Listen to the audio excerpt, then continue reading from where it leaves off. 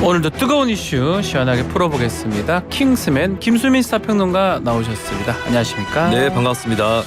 자, 먼저 올해 초 불거진 주 최대 69시간 논란 관련해서 어제 정부가 개선 방안 발표를 했는데요. 자, 큰 변화가 있습니까? 네, 일단 정부가 원래 추진했었던 근로시간 유연화는 전체적인 범위에 해당했던 건데요. 예. 이거를 일부 업종과 직종 쪽으로 좀 축소하면서 집중하는 그런 방향으로 일단 가닥을 잡았습니다. 그리고 현행 주 52시간제 틀 자체는 이제 크게 바꾸지 않고 유지한다.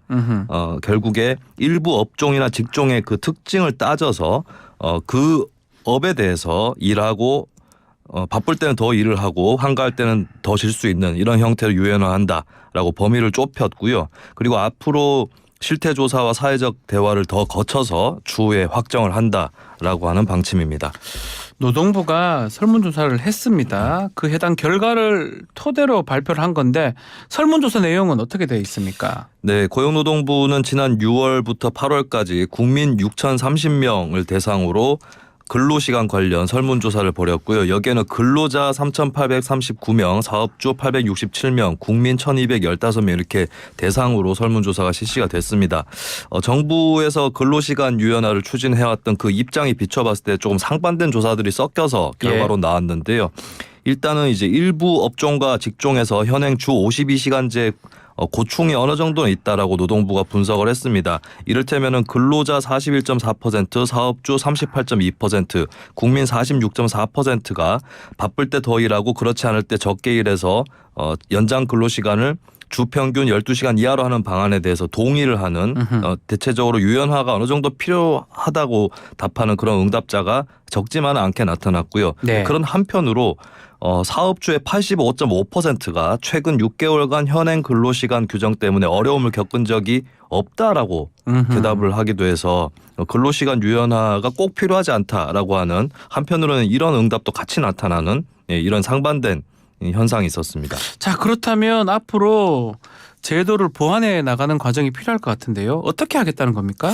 네, 일단 설문 결과를 반영을 하고 앞으로도 더 조사를 해서 유연화가 더욱 필요한 업종과 직종을 먼저 가려내고 이것을 선택할 수 있도록 하는 보완 방안을 논의를 하겠다는 입장입니다. 특히 이제 이 부분에서는 노사가 원하는 경우라고 하는 조건이 주요 조건으로 주어져 있는 것이고요. 그리고 세부 방안 역시도 추후에 노사정 대화를 통해서 구체화를 하겠다라고 하는 입장입니다.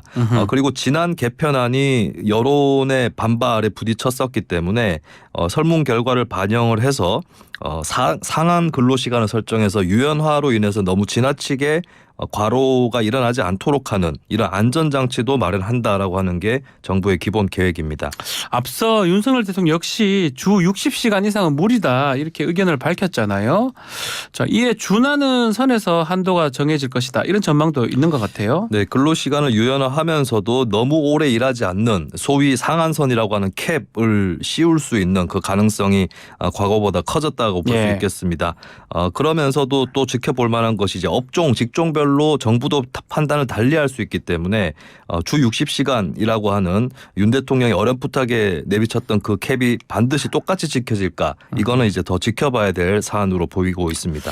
자, 노사정 대화를 통해서 제도 보완하겠다 이렇게 얘기를 하고 있는데 이거 어떻게 평가해야 됩니까? 일단 노사정이 대화를 해서 결정한다라고 하는 거는 선진국 사례에 비춰봤을 때 정석적인 접근이라고 볼 수 있겠는데요. 다만 현실이 좀 녹록지 않다라고 하는 난점이 있습니다. 노사정 대화 자체가 잘 원활하게 일어나지 않았던 데다가 최근에 또 특히 노동계하고 정부하고 갈등이 커지면서 노사정 대화 자체에 한국노총이나 민주노총이 참여를 하지 않거나 보이콧하는 이런 가능성이 상당히 크기 때문에 앞으로 이 부분에 있어서 중요한 절차지만 난항이 예상된다라는 측면이 있습니다. 대통령실 입장 어떻습니까? 네, 대통령실은 노동 현장 실태를 보다 면밀하게 살펴보면서 노사 양측과 충분한 대화를 거쳐서 많은 국민이 공감할 수 있는 개선 방안을 마련할 것이다라고 보조를 마쳤습니다. 네.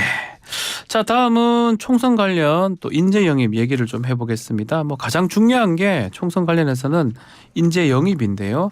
여야가 위원회를 꾸리고 본격 영입에 나섰습니다. 어제 국민의힘 첫 발을 뗐다고 봐야 될 것 같아요. 네, 국민의힘이 최고위원회 그리고 인재 영입 위원장인 이철규 의원을 통해서 인재영입위원회 명단을 일단 발표를 했습니다. 조정훈 의원을 포함해서 외부 인사 4명을 더 추가해 인재영입위원 5명이 인선하는 의결을 했고요.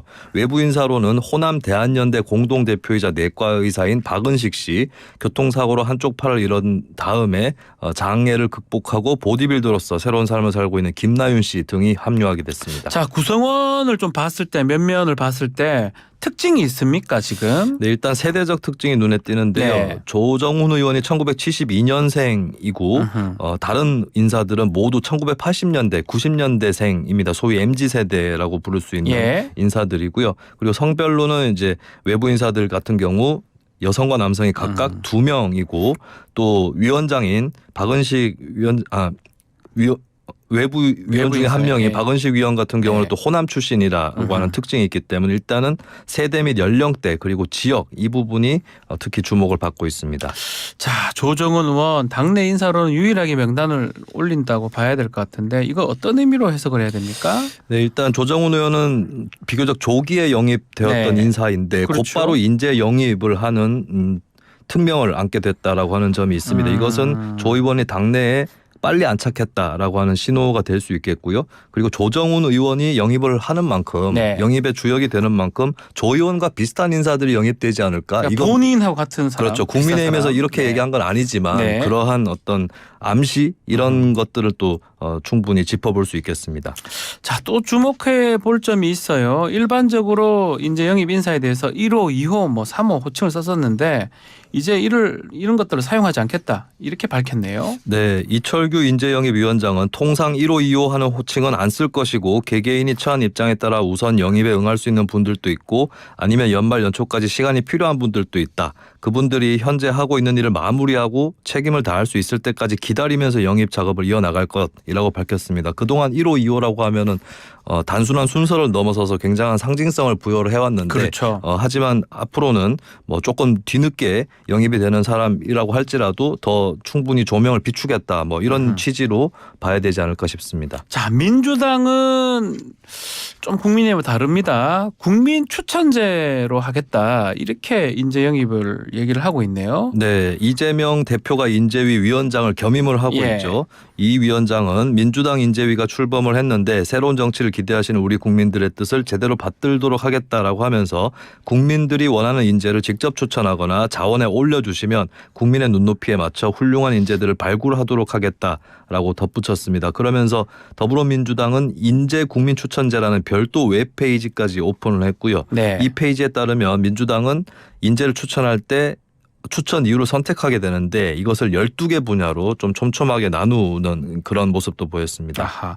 자, 실무 담당자는 누가 역할을 합니까? 네, 실무를 맡게 되는 간사는 김성환 의원인데요. 김 의원은 과거 이해찬 전 대표 시절에 비서실장을 지낸 바가 있고 예. 이때도 이해찬 전 대표가 당 대표로서 인재영입위원장을 겸임을 했던 적이 있습니다. 그 당시의 경험을 살려서 이번에 인재위 실무를 담당하게 된 셈입니다. 자, 국민 추천 뭐 좋긴 한데 국민 추천으로 인재 영입에 나선다면 또 일각에서는 강성 지지층 추천해서 또 그런 사람들이 많이 오는 거 아니냐 이런 우려의 목소리도 있는 것 같습니다. 네, 아무래도 인터넷 홈페이지를 통해서 네. 추천을 한다고 하면 그 홈페이지를 방문할 수 있는 여력이 있고 그럴 생각이 있는 사람들이 좀 우선권을 지는 측면이 있을 그렇죠. 것으로 또 예상이 되는데요. 이에 대해서 김성환 의원이 설명하기로는 생각보다 인재로 뽑을 자리가 많지 않아서 당 열성 당원에 의해 좌우될 것이라고 보지 않는다. 한 분이 추천해도 유능한 분이면 검증할 것이고 여러 명이 동시 추천했다고 해서 우선권이 주어지는 게 아니다라는 이렇게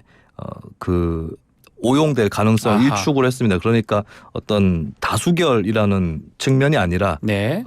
추천제를 통해서 폭넓게 검토를 해보겠다라고 하는 그런 취지로 봐야 될 것 같습니다. 말 그대로 추천을 많이 받겠다 이런 걸로 보면 될 것 같네요.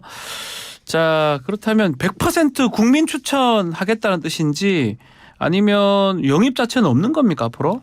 그러니까 영입의 방법이 다양하게 예. 일어날 수 있다는 뜻으로 봐야 될 것 같습니다. 인재위에서는 국민 추천제와 별도로 당 실무 차원에서도 인재 영입을 추진하겠다라고 하는 방침이고요. 그러니까 국민 추천제는 뭐 국민 다수의 추천을 받는지를 확인하겠다라는 뜻이기보다는 당 자체에서 당의 실무자들이 직접적으로 인재 영입을 추진하는 것과 동시에 국민들에게도 그 기회를 열어놓겠다 이 정도의 수준일 뿐이고 그러니까 이제 여러 가지 차원에서 여러 가지 경로를 통해서 추천을 받아서 영입을 하겠다 이렇게 종합적으로는 해석을 할 수 있겠습니다. 알겠습니다. 자, 다음 소식은 이재명 더불어민주당 대표 재판 관련 소식입니다.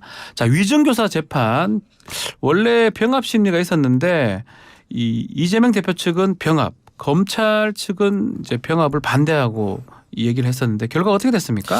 네, 어제 법원은 이재명 대표 위증교사 의혹 사건에 대해서 이제 첫 공판 준비 기일을 열었는데 네. 위증교사 사건을 기존 이재명 피고인 사건에 병합하지 않고 따로 진행하겠다라고 밝혔습니다. 그러니까 쉽게 얘기해서 대장동, 위례신도시, 성남FC, 백현동 이렇게는 병합이 되더라도 위증교사 의혹은 따로 심리를 진행한다라고 하는 그런 뜻입니다. 자, 지금 양측이 어떤 얘기를 했었고 결국 어떻게 해서 이렇게 받아들이게 된 겁니까? 네, 이 대표 측에서는 병합 심리를 주장을 했는데요. 예. 병합을 하게 되면 여러 가지 사건들을 동시에 일제히 나란히 다루는 것이 아니라 순차적으로 다루는 측면이 있습니다. 네. 그러면 사건을 하나 다루고 나서 그다음 사건으로 넘어간다라고 친다면은 피고인의 방어권이 보장되기 쉽다라고 하는 이런 이유에서 이 병합 심리를 주장을 했었고요. 검찰에서는 이 위증교사 사건은 백현동이라든지 다른 사건하고 줄거리도 다르고 피고인들도 별로 겹치지 않기 때문에 그리고 조속하게 결과를 낼 수 있는 사건이기 때문에 따로 심리해야 된다 이렇게 주장을 해왔는데요. 결국에는 이제 법원이 일단은 이 부분에서는 검찰의 손을 들어준 그런 결과가 나왔습니다. 그렇죠. 병합 자체가 이게 유리할 때가 있고 불리할 때가 있어요. 피고인 입장에서. 네. 좀 유리할 때는 여러 사건을 합쳐서 한 재판 받기가 편하다. 형을 받기 편할 때는 병합하는 게 좋고요. 이 사건 자체가 뭐 이거 떼고 무죄를 받을 수 있거나 아니면 좀 달리 보일 때는 우리는 변론을 병합하지 않고 분리하는 경우가 많거든요. 아마 여기서 지금 문제되는 거는 재판의 어떤 시간이라든지 뭐 그런 것들을 좀 중요시한 것 같아요. 이재명 대표 입장에서는 좀 시간을 같이 해서 좀 그래도 최대한 좀 끄는 게 좋을 것 같고 네.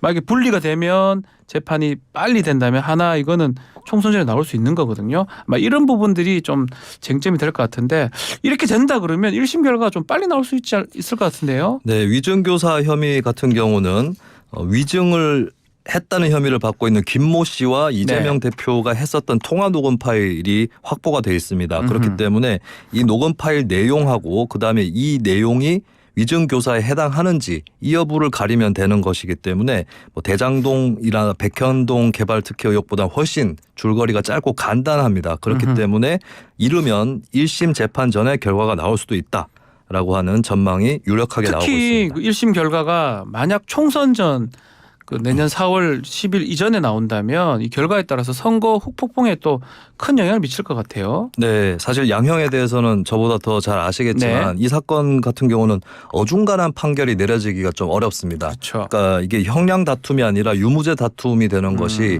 이게 기본 양형 범위가 위증교사의 경우 한 6개월 이상 정도 나올 수 있고 네. 그리고 특히 유죄가 나올 수 있는 재판을 위증을 통해 무죄로 뒤집었다는 판단을 내리면 판사 입장에서도 이건 재심 청구가 불가능하기 때문에 네. 위증 교사 자체에 대해서 형벌을 강하게 줘야겠다라고 판단을 할 수 있기 때문에 벌금형이라든지 이런 형이 안 나오고 징역형이나 뭐 집행유예 정도가 나올 수 있는 형이 되는데 만약에 그 경우는 공직이나 피선거권이 박탈이 되는 거거든요. 그렇죠. 그래서 비록 1심 선고 결과지만 유죄일 경우는 굉장히 큰 후폭풍 예상이 됩니다. 반대로 무죄일 경우는 검찰이 유죄를 특히 자신했던 분야인데 무죄가 나왔다라는 측면에서 검찰에게 불 역풍도 상당히 클 수 있습니다. 알겠습니다. 자, 끝으로 짧게 야구 소식 좀 다뤄보겠습니다. 어제 29년 만에 LG 트윈스 한국 시리즈 우승을 했네요. 네, 제가 어릴 때 1994년에 LG 우승했을 때 기억이 나거든요. 네. 그때 이제 서용빈 선수, 뭐 유지현 유지현 선수, 김재현 신인 삼총사 네. 활약이 상당히 컸었는데 시간이 빨리 흘러가는 것 같습니다. 29년 만에 LG 트윈스가 한국 시리즈에 우승을 했습니다. 7전 4선승제 한국 시리즈에서 KT를 4승 1패로 뭐 비교적 이른 시기에 누르고 정상에 올랐고요. 정규 시즌에 우승을 했고 한국 시리즈까지 우승을 한 것 이것 또한 1994년 시즌과 그렇죠. 흡사합니다. 1994년 이후 29년 만에 한국 시리즈 이제 재패를 했는데 최우수 선수 MVP는 누가 됐습니까? 네, MVP는 내야수 오지환 선수에게 돌아갔습니다. 그리고 아울러서 화제가 된 게 롤렉스 시계 주인공 이 찾기였는데요. 구본모 회장 그렇습니다. 이야기죠. 예, 선대 회장 구본무 회장이 1997년에 해외 출장을 떠났다가 LG 트윈스 세 번째 우승을 기원한다는 차원에서 사실 그때 샀을 때는 곧 줄 거라고 생각하고 샀을 것 그럴 같은데 겁니다. 이게 네. 이렇게 될 줄 몰랐을 거예요 아마. 예, 그때 샀던 롤렉스 손목시계 이제 주인을 찾게 됐는데요. 네. 당시 구본무 선대 회장이 구단에 이걸 건네면서 다음 한국 시리즈 최우수 선수에게 선물하겠다 약속을 분명히 했습니다.